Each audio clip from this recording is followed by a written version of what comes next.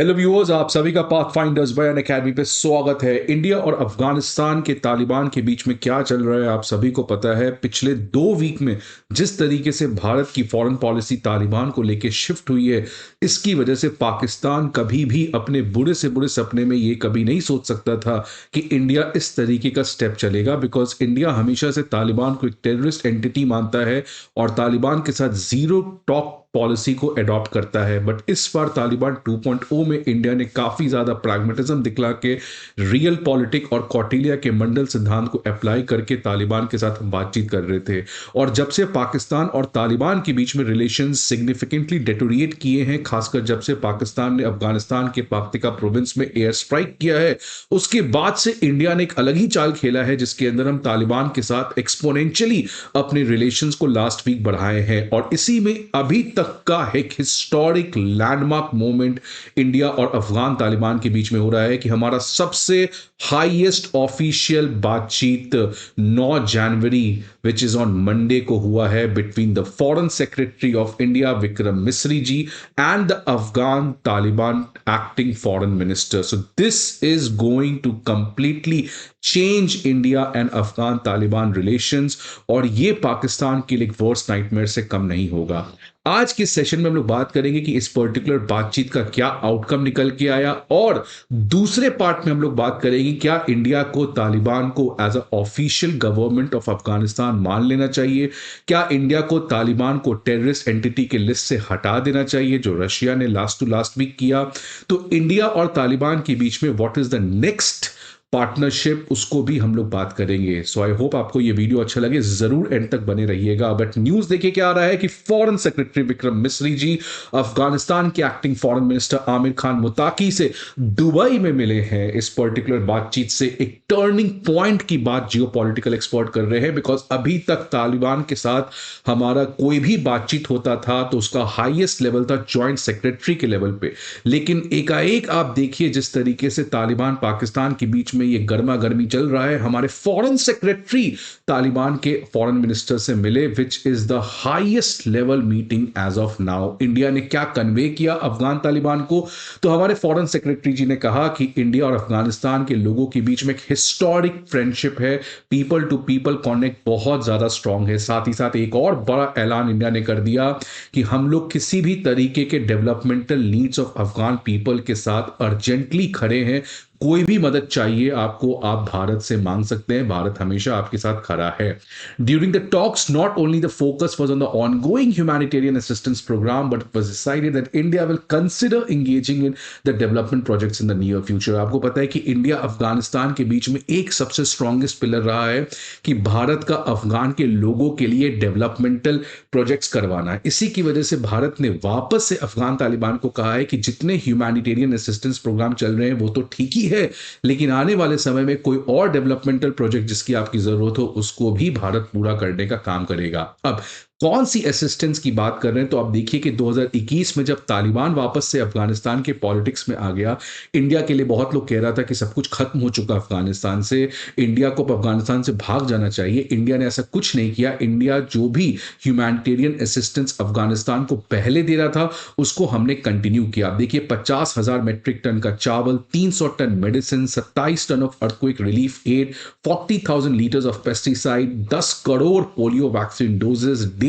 million COVID vaccine, 11,000 hygiene kits for the drug re-addiction program, 500 units of winter clothing and 1.2 tons of stationery kit. तो यही है humanitarian assistance. आप लोग बहुत लोग कहते हैं कि बांग्लादेश के साथ ह्यूमैनिटेरियन असिस्टेंस खत्म कर दो, श्रीलंका के साथ ह्यूमैनिटेरियन असिस्टेंस खत्म कर दो। दिस इज द प्रॉब्लम कि आप डिप्लोमेसी को मैच्योर तरीके से नहीं समझते, because this is what diplomacy, if you win the heart of the people will always pressurise the government to have good relations with India. आज इसीलिए तालिबान जितना भी इंडिया के प्रति नफरत क्यों ना रखे, लेकिन जिस तरीके से इंडिया हमेशा से वहां के लोकल अफगान के लिए मदद किया है, आप देखिए कॉन्स्टेंटली, वो चाहे तालिबान आए या चाहे वहां पर सो कॉल्ड डेमोक्रेसी हो, आज तालिबान एक तरीके कंपल्शन में है बिकॉज ऑफ देयर पीपल कि इंडिया के साथ अपना रिलेशन अच्छा रखे। आप देखिए अफगानिस्तान का पार्लियामेंट जिसको कुछ साल पहले प्राइम मिनिस्टर मोदी ने इनॉग्रेट किया, ये भी इंडिया ने बनाया है। इंदिरा गांधी चिल्ड्रन हॉस्पिटल जो सबसे बड़ा हॉस्पिटल है चिल्ड्रन का काबुल में, इंडिया ने बनाया है। इंडिया 1000 स्कॉलरशिप दिया था अफगान यूथ को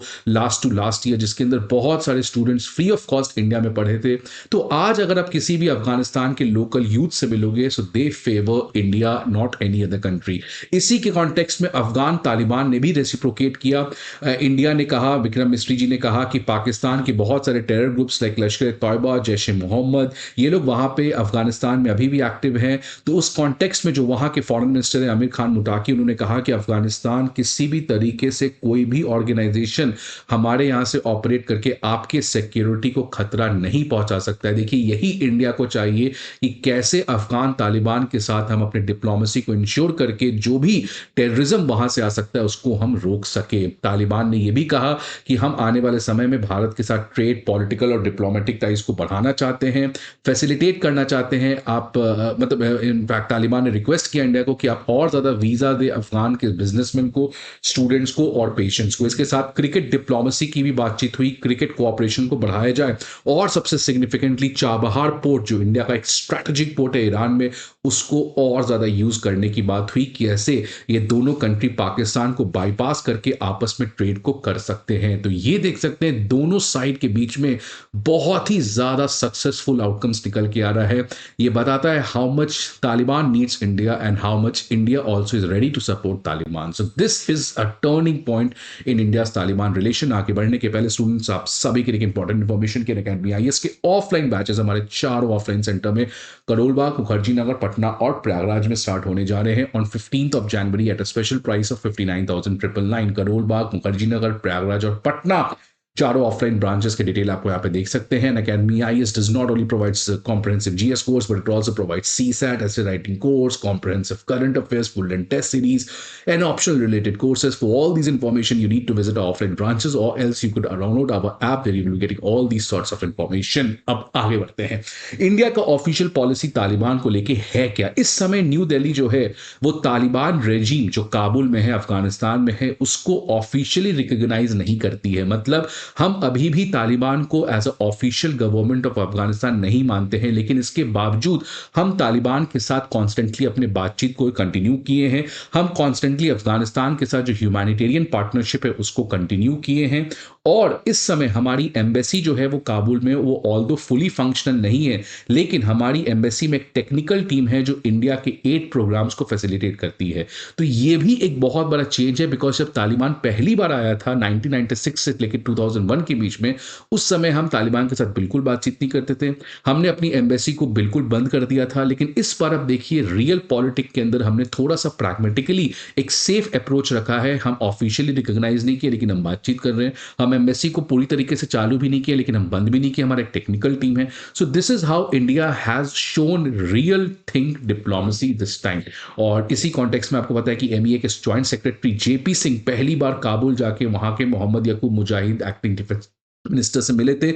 उस समय भी तालिबान ने बहुत ज्यादा कहा था कि इंडिया के साथ वो अपने पार्टनरशिप को बढ़ाने का प्रयास कर रहा है और कैसे दोनों कंट्री आने वाले समय में और अच्छे से रिश्ते को बढ़ा सकते हैं।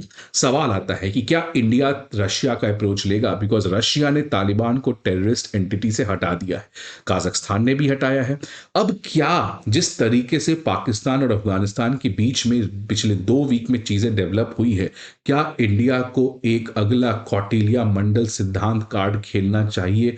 क्या तालिबान के साथ हमें रिलेशन को और एग्रेसिवली अपग्रेड करना चाहिए? बिकॉज अगर इंडिया ऐसा करता है तो आप समझिए पाकिस्तान के लिए क्या होगा। बिकॉज ऑलरेडी पाकिस्तान आज एक तरीके के तालिबान से तो प्रॉब्लम झेल ही रहा है, तहरीके तालिबान है। बलूचिस्तान में आप देखिए क्या हो रहा है, इकोनॉमिक क्राइसिस है, वाटर क्राइसिस है, और ना जाने कितने क्राइसिस से पाकिस्तान गुजर रहा है। तो आज इंडिया जो है उसके पास कोई ऑप्शन नहीं छोड़ा है। इंडिया ऐसा चीज करना नहीं चाहता है, लेकिन Pakistan does not understand anything, because Pakistan इस हद तक एंटी इंडिया फीलिंग से ऑब्सेस्ड है कि उसने ही तालिबान को बनाया है, उसने ही तहरीके तालिबान, हक्कानी नेटवर्क, बलूचिस्तान में चाइना के थ्रू वहां के लोगों को एक्सप्लॉइट करना।